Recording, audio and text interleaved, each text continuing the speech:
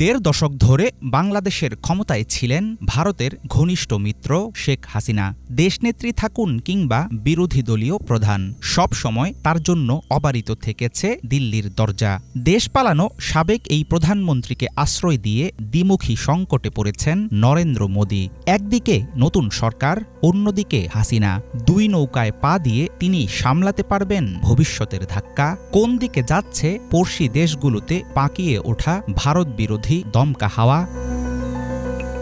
ভারতের পররাষ্ট্রনীতিতে বেশি গুরুত্ব পাবে প্রতিবেশী দেশগুলো।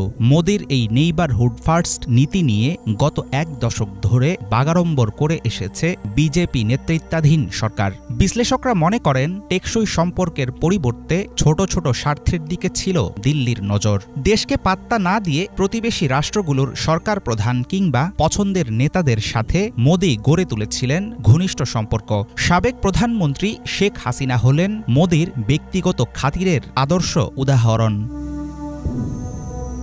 মালদ্বীপ, শ্রীলঙ্কা, নেপাল, বাংলাদেশ সহ অনেক দেশের সরকারে ছিল ভারতের প্রতি বন্ধুত্বপূর্ণ সম্পর্ক। কিন্তু নানা কারণে ভারত বিরোধিতায় ফুঁসছেন এসব রাষ্ট্রের সাধারণ মানুষ।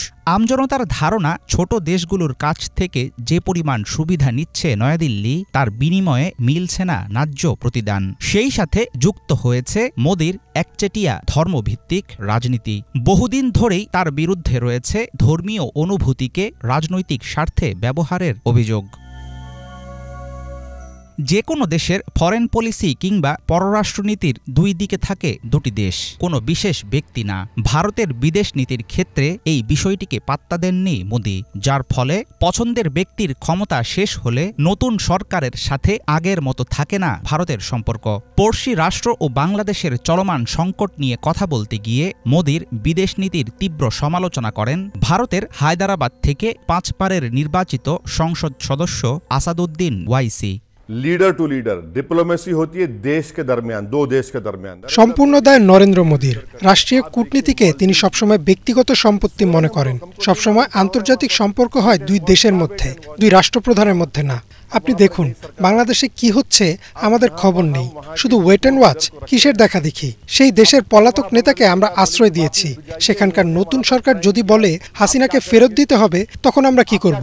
আমাদের পররাষ্ট্রনীতিকে পুরো তামাশা বানিয়ে ফেলেছে মোদী সরকার। जमाने में आज वो लोग नई गवर्नमेंट कहे कि आप भिजाइए वापस उनको, आप क्या करेंगे? आप শ্রীলঙ্কার চরম আর্থিক সংকটে পাশে দাঁড়িয়েছিল ভারত, কিন্তু দিল্লির আপত্তি সত্ত্বেও চীনা গোয়েন্দা জাহাজকে তাদের বন্দরে ভিড়তে দিচ্ছে দেশটি।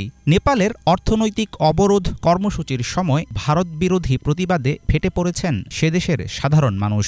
গত বছর মালদ্বীপে ভারতপন্থী সরকারকে হটিয়ে ক্ষমতায় এসেছেন মোহামেদ মুইজ্জু। অনেকাংশে ভারত নির্ভর হওয়ার পরেও চীনের সাথে কূটনৈতিক সম্পর্ক স্থাপনের প্রস্তাব বিবেচনা করছে ভুটান। আফগানিস্তান ও মিয়ানমারের ক্ষমতাসীন সরকারের সঙ্গেও নেই নয়াদিল্লির উষ্ণ সম্পর্ক।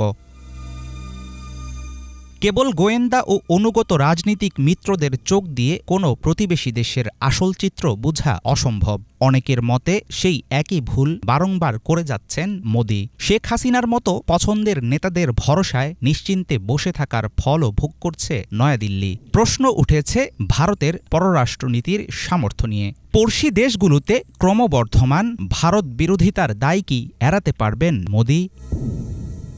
হাফিজুল ইসলাম, বাংলা ভিশন।